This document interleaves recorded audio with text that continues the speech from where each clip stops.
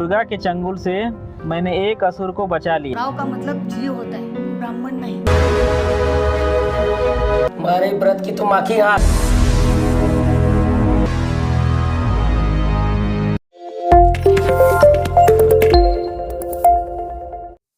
और बाबा साहब आम्बेडकर जी का एक बहुत ही मशहूर कोटेशन है कि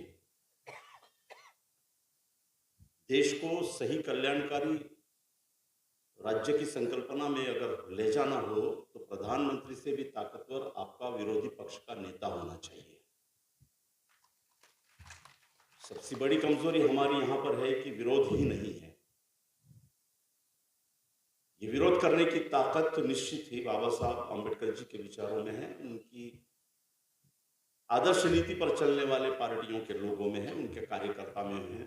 और यहां से अगर अपोजिशन का लीडर बनता है तो हम नदी का प्रवाह जो हमेशा रेशमबाग की तरफ मुड़ता है, हम दूसरी बस्तियों की तरफ मोड़ सकते हैं, इसे दूसरे गांवों की तरफ मोड़ सकते हैं। साथियों, हम जिस बारूद के दहाने पर हैं वो हम लोगों को इस मौके पर समझना पड़ेगा। बड़े बड़े व्यक्तित्व आए हैं, वो रखेंगे बात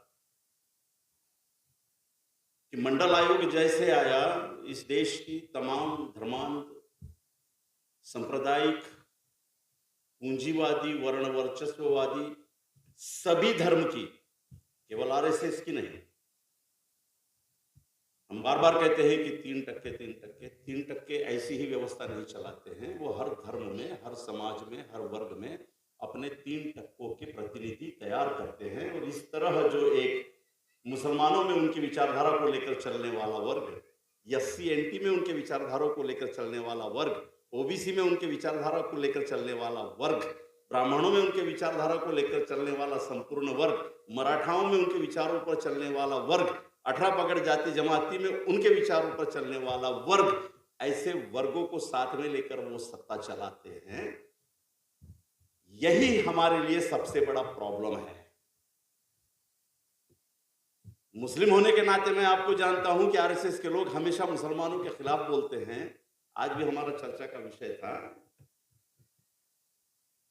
हमने 2001 में किताब लाई कि मुस्लिमों का ब्राह्मणवाद कैसा है, और उसमें हमने लिख दिया कि मुसलमानों में जो चतुर्वर्ण है उसमें ऊपरी क्लास ये पूरी तरह ब्राह्मणी क्लास से हाथ मिलाकर चलता है। उसे फिक्र नहीं है गरीब मुसलमान मरे या जिए। यही मानसिकता हर वर्ग में आज बैठ चुकी है। एससी का सत्ता में बैठा हुआ आदमी ये नहीं जानता कि भीमनगर का मरे या जिए। ओबीसी में बैठा हुआ पूंजीपति, सत्ता में बैठा हुआ पूंजीपति ये नहीं जान रहा है कि किसान मरे या कहीं भी जाए, सत्ता में बने रहने के लिए आरएसएस की शर्तों को मानकर वो आरएसएस का प्रतिनिधि बना हुआ है। इनको कैसे हम निकाल सकते हैं? ये नारायण जी की लाइन ऑफ एक्शन है। 2014 में जब भाजपा की सरकार आई तो कितने परसेंट पर आई? 32% है। 2019 में जब सरकार आई तो 2% बढ़ी है, उससे ज्यादा नहीं बढ़ी है। 34% अमूमन आगे पीछे पकड़ी है। यानी 66% हम लोग एससी ओबीसी माइनॉरिटीज, हम लोग क्या एक्सेस पीपल हो गए हैं? हाँ, हो गए हैं। आरएसएस की थ्योरी को जरा ढंग से समझिए ताकि इस संगोष्ठी का कुछ अर्थ हमारे पास में आए और हम अपने एक्शन मोड में कुछ अच्छी तरह से एक्टिविटी को रन कर पाए। आप लोगों की जरूरत नहीं है। इस देश के 66% लोगों की भाजपा को राजनीति में जरूरत नहीं है। इस बात पर अगर तय हो जाए तो आपको काम करने की जरूरत कहां है यह महसूस होगा। देखिए, 34% पर वो चुनकर आते हैं, ये कंफर्मेशन उनको हो गया है। और वो जानते हैं कि 66% में बिखराव है, और जब तक ये बिखराव है और जब तक वो बिखराव को ताकत देते रहेंगे, जब तक अपनी योजनाओं से वो बिखराव बनाकर रखेंगे, 66% लोग उनके लिए एक्सेस पीपल है राजनीति में। इसकी जरूरत आरएसएस को, भाजपा को नहीं है। और ये उन्होंने मुकम्मल कर लिया है। हम 2024 में फाइट करने जा रहे हैं। उन्होंने 34%, हो सकता है 1-2% और वो बढ़ा ले, उन्होंने इतना वोट कंफर्म किया है। कैसे? इस देश में 15 से 20% के बीच पूंजीपतिवादियों का वोट है। इस देश में 15 से 20% सांप्रदायवादियों का वोट है। इस देश में 15 से 20% कारपोरेट जगत का वोट है। इस देश में 20% करप्शन से आए हुए लोगों का वोट है और ये बीजेपी के कब्जे में है। इसे आप तोड़ नहीं सकते, ये कंफर्म है। वो इस बात पे कंफर्म है, इसलिए डंके की चोट पर वो यस्सियों को मार रहे, आदिवासियों को मार रहे, मुसलमानों को मार रहे, बुलडोजर चला दे रहे हैं, प्रजातंत्र के सारे संस्थाओं को उखाड़ फेंक रहे हैं और बड़े हिम्मत से और आत्मविश्वास से कह रहे हैं कि हम फिर चुन कर आएंगे और 19 में वो चुन कर आए। यही बात अभी वो कह रहे हैं कि हम फिर चुन कर आएंगे। क्यों? 20% वोट उन्होंने कंफर्म किया है। जो मीडिया कभी इस देश की रक्षक हुआ करती थी, आज उनकी पूरी तरह गुलाम बनी हुई है, क्योंकि 2014 के बाद में मीडिया को दिया गया सरकार की तरफ से जो फंडिंग है उसको देखना आप, करीबन 100 गुना बढ़ा हुआ है। 100 गुना। 2014 में सरकार के तरफ से जो ऐड दी जाती थी, सरकार के तरफ से जो अनुदान दिया जाता था, वो 100 गुना भाजपा ने बढ़ा दिया। मीडिया उनके तरफ से होगी। इस तरह 20% लोग उन्होंने कंफर्म किया है। बच्चे 15% हिंदुत्व के नाम से बेअकल लोग उनके पास में आराम से मिल जाते हैं, बहुत आराम से। इस तरह से 35% का उनका गणित है। हम 66% लोग 2024 में इनसे मुकाबला कैसे कर सकते हैं, ये आज की संगोष्ठी का विषय है और इस पर आप मार्गदर्शन करेंगे। आरक्षण का बड़ा गंभीर मसला था। संसद में दिया हुआ आखिरी भाषण डॉक्टर बाबा साहब आंबेडकर जी का बड़ा इंपॉर्टेंट है। पॉलिटिकल रिजर्वेशन पे बात करते हुए डॉक्टर बाबा साहब आंबेडकर जी ने एक बात बड़ी मस्त कही थी। पॉलिटिकल रिजर्वेशन से जाने वाले संसद या विधायकों के सम्मति के बगैर इस देश में संविधान विरोधी, जनहित विरोधी कोई भी कानून पारित नहीं किया जा सकता। इतनी शक्ति रिजर्वेशन के नाम से मैंने पॉलिटिकल रिजर्वेशन में डाल दी है। क्या मस्त है बाबा साहब आंबेडकर जी का उद्देश्य और कोटेशन कि इस देश में पार्टी किसी की भी रहे, लेकिन एससी एनटी विजय इस आरक्षण से जाने वाले लोग जब तक गंभीर है तब तक कोई भी सरकार जनहित विरोधी, संविधान विरोधी, जमहूरियत विरोधी कानून पारित नहीं कर सकती। नगराड़ी जी की दुख की बात यह है कि 160 एससी एनटी विजय के रिजर्वेशन में से गए हुए खासदार सपोर्ट कर रहे भाजपा की सारी क्या सारी अनपार्लियामेंट्री एक्शंस को। यह हमारा चिंता का विषय है आज का। मतलब बाबा साहब आंबेडकर जी ने पॉलिटिकल आरक्षण जिस उद्देश्य के लिए दिया था, आप गफलत में हो, संविधान बदलेंगे, आप बहुत उद्वेगना से भर जाते हो, गुस्से से भर जाते हो कि ये तो संविधान बदल डालेंगे, हम तो इनको काट डालेंगे। जी नहीं, उन्होंने संविधान बदला, खासगीकरण किया, संविधान बदला नहीं, बदला संवैधानिक तरीके से ये किया। उन्होंने नई शिक्षा नीति लाई, आपके सार्वजनिक शिक्षा को उध्वस्त कर दिया, संविधान विरोधी काम किया नहीं। उन्होंने संसद में बैठ के संविधान के चौखट में ही ये सब किया और आगे भी वो जो करने जाएंगे, आप उसको संविधान विरोधी भाषणों में बोल सकते हैं, वो कानून के दायरे में ही कर रहे हैं। बाबा साहब ने यही चेक बैलेंस के लिए रिजर्वेशन से आरक्षित पॉलिटिकल सीटों को भेजा था। इन सीटों पर आरक्षित जगह से हिंदू माइंडेड एससी एनटी विजो को चुनकर लाने का काम आरएसएस ने किया। ये आज के संगोष्ठी का सबसे गंभीर मसला है। मुसलमानांची तर वाटच लागली, त्यांना विचारूच नका, एकही खासदार नाही आहे और गेम चेंज में मुसलमानों का कोई रोल हो नहीं सकता। आज की स्थिति तो उसकी ऐसी है कि वो पॉलिटिकल एरिया से बाहर हो गया है, क्योंकि बहुत सटीक रणनीति आरएसएस ने 1988 में बनाई। मंडल आयोग आने के बाद में हिंदुत्व को इस तरह से पेश किया और एक एजेंडा सभी पॉलिटिकल पार्टी के स्टैब्लिश लीडरों का है, ये भी हमें नहीं भूलना है। एक एजेंडा सभी पार्टी के स्टैब्लिश लीडरों का है, सत्ता, संपत्ति, पावर। इसके लिए वो कोई भी कॉम्प्रोमाइज करेंगे। ये कॉमन एजेंडा है सारे पॉलिटिकल लीडरों का।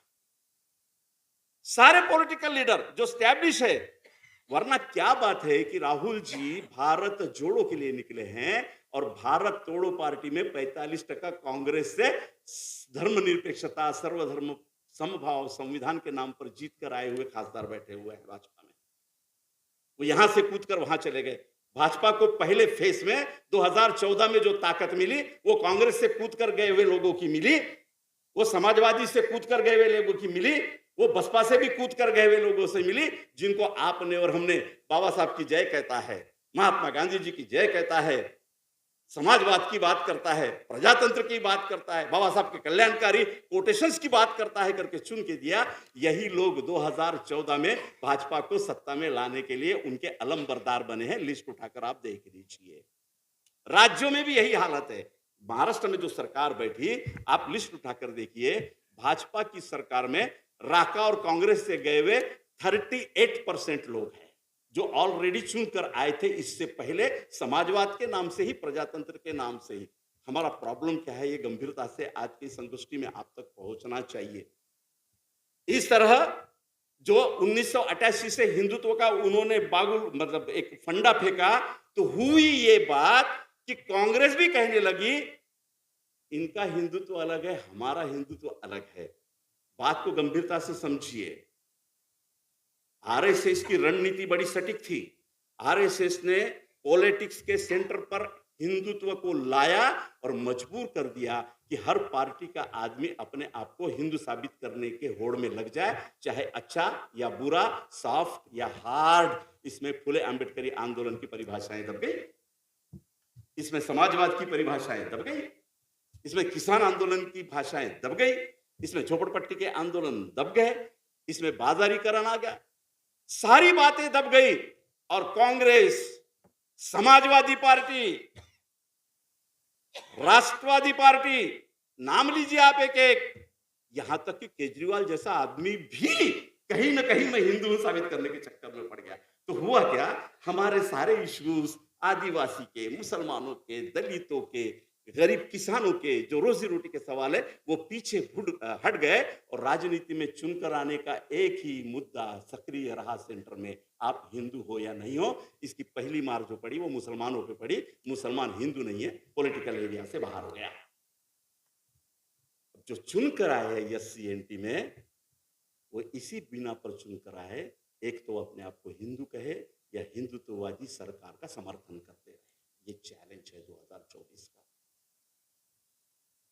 अब कैसे इसे सॉल्व करना पड़ेगा, इस पर विचार मंथन और होना चाहिए। आज आरक्षण पर आन बनी है।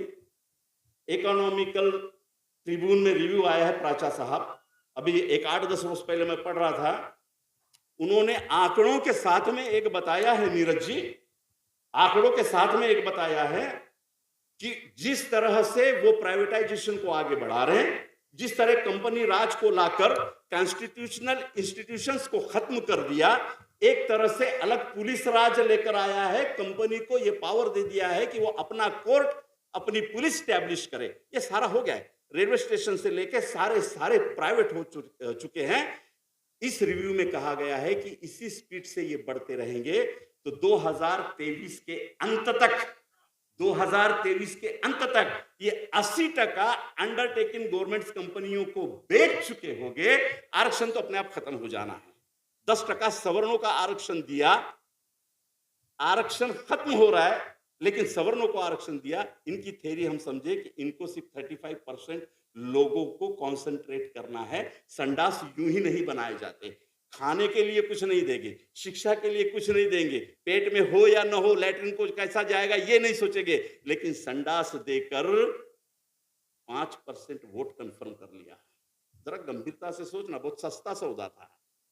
संडास बांधने के लिए एक 8-10 हजार रुपए लगते हैं, भाजपा से जुड़े हुए कॉन्ट्रैक्टर को दिया, एक संडास लाखों रुपए का बचा, लेकिन जिसको संडास मिला उसने ठप्पा मारा। जो बचे हुए 10%, 12% वोट, इनको हिंदुत्व के नाम से कंफर्म करना है, ये ऐसे कर रहे हैं।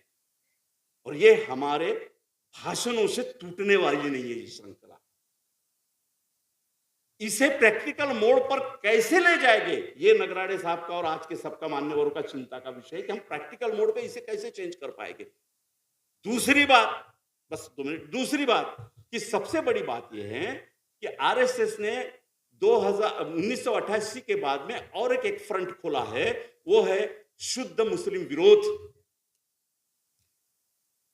साहब जी, मेरा अनुभव यह है, कांग्रेसी मुसलमानों के बारे में कहने से बचते, मैं सोच सकता हूं। शिवसेना वाले मुसलमानों से कहने से बच सकते, मैं सोच सकता हूं। मैंने कई आरपीआई वालों को भी मुसलमानों के बारे में कहने से बचते हुए देखा। बहुत खतरनाक मुंह है। एक पूरे समाज को अगर आइसोलेट कर दिया जाए, जो कहीं ना कहीं बाबा साहब का मिलिटेंट रहा है, इस देश में फुले का मिलिटेंट रहा है। महात्मा ज्योतिबा फुले को जब घर से निकाल दिया जाता है तब मुस्लिम उसे सहारा देता है। महात्मा ज्योतिबा फुले को चौथी क्लास से बाहर निकाल दिया जाता है धर्म के नाम से, तब मुसलमान गफ्फार मुंशी बेग हाथ पकड़ के कॉटन मिशन स्कूल में महात्मा फुले को दाखिल करवाता है, फीस भरता है, पेटी ले जाकर देता है। तब सावित्रीबाई फुले अपनी कविता लिखती है कि न होते गफ्फार मुंशी और क्या नाम उनका अंग्रेज लिजिट साहब, तो ज्योतिबा महात्मा ज्योतिबा झाला नसता, ये लिखती है। गोलमेज परिषद से लेके मिलिंद कॉलेज की स्थापना तक मुसलमानों ने जितना भी हो सके इस देश में बाबा साहब आंबेडकर जी को मदद की है। चौधार तलाव के आंदोलन में जमीन मुसलमानों ने दी, खड़े रहे। मुझे वेठी का आंदोलन याद आता है, डॉक्टर बाबा साहब आंबेडकर का अस्पृश्यता की पहली परिषद थी। जब उतरे वहां से कम 3 कोस 4 कोस टांगे से जाना था। बाबा साहब नीचे उतरते हैं, एक भी टांगे वाला मौजूद नहीं रहता है। ये मैं अपने हर भाषणों में कहता हूं। बाबा साहब साथी को कहते हैं कि मी तुला आधी पाठवलेलं होतं, सगळ्यांना बरोबर ठेव, रिक्षेवाला पण नाही, अब टांगेवाला पण नाही, रिक्शे तो थे नहीं, टांगेवाला पण नाही, कुठं गेला? वो कहता है कि साहब सवर्णों ने मीटिंग ली और कहा कि जो बाबा साहब को टांगे में ले जाएगा उसके टांगे तोड़ देंगे, कोई टांगा वाला नहीं है। उतने में एक टांगे वाला आता है और कहता है कि बाबा साहब बैठो, मैं आपको छोड़ दूंगा। बाबा साहब पूछते क्या नाम तेरा? मेरा नाम इस्माइल है। बोले, जीवंत उदाहरण है। ऐसे मिलिटेंट मुस्लिम समाज को आइसोलेट करने की आरएसएस की रणनीति को ढंग से समझिए। इस देश में मुसलमान खत्म, इस देश में आदिवासी की ताकत नहीं है आरएसएस के विरोध में खड़े रहने की। हम बहुत गंभीरता से बात कर रहे हैं। इस देश में मुसलमान खत्म, यस्सी में ताकत नहीं है। भाषणों में कर लोगे, प्रैक्टिकल मोड में मुसलमान फाइट कर सकता है, ये वो जानते हैं। और कहां नहीं फाइट किया। जैसे बाबा साहब आंबेडकर जी के प्रदत्त नागरिकता पर बात आई, शाहीन बाग को लेकर मुसलमान खड़ा हो गया। जब जनता दल बना, मुसलमान ने देखा कि ये जनता दल जरूरी है। आरएसएस और उसके पिट्ठुओं को हराने के लिए, पूंजीपतियों को हराने के लिए पूरी ताकत से मुसलमान जनता दल में गया। कौन सा ऐसा मूवमेंट है जब मुसलमान उसके तरफ से खड़ा ना हुआ हो? ये आरएसएस जानता है। इसलिए सबसे पहले हमला आरएसएस मुसलमानों पे करता है। क्यों? कि आपको दबाने के लिए इससे बेहतर कोई दूसरी पिक्चर हो नहीं सकती। ये आदिवासियों को भी समझना है। इंस्ट्रूमेंट बना हुआ है आदिवासी। आज तुमड़ाम जी है हमारे मंच पर, बहुत काम है उनका। गोधरा से लेकर जितने भी बड़े बड़े दंगे हैं, सब दंगों में इंस्ट्रूमेंट बना है आरएसएस का आदिवासी। गोधरा में तो मैक्सिमम आदिवासी इंस्ट्रूमेंट बना। यानी आरएसएस की घुसपैठ कहां जा रही है और कहां तक चली गई है। और 2024 में हमें इनको सत्ता में नहीं आने देना है, तो क्या करना होगा, इसके लिए ये संगोष्ठी है। मैं चाहता हूं कि दिल्ली से और बाकी जगह से आए हुए लोगों को हम सुने।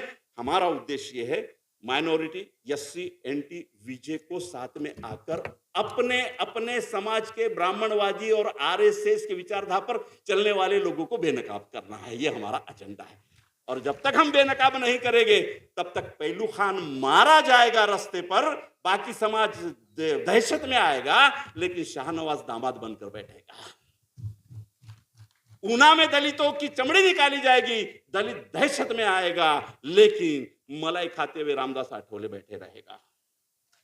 जो बात है उस बात को गंभीरता से सुनिए। मराठाओं में भी यही हाल है। यानी हम चौहान करके खासदार है, शिवसेना के नाम लेने में कोई हरकत नहीं, क्योंकि अपनी कोई एजुकेशन सोसाइटी नहीं है, इसलिए ईडी नहीं बैठ सकती अपने पे।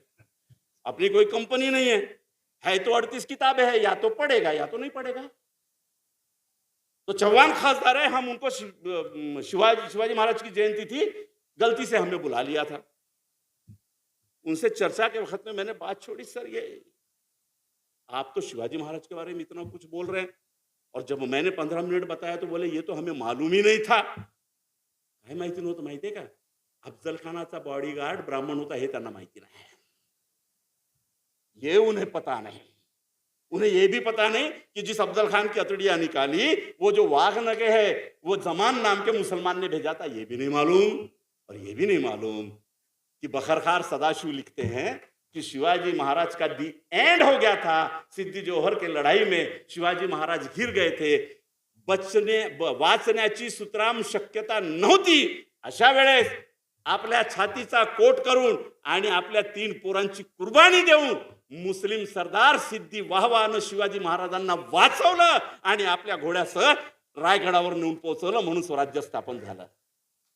अगर मुसलमान लिखता तो हम बोल सकते थे कि साला मुसलमान ही ये लिखाऊंगा मुसलमान की तरफ से. गलती से वो चुट्टी वाला था लिखने वाला. म्हणजे ते प्रामाणिक आहे.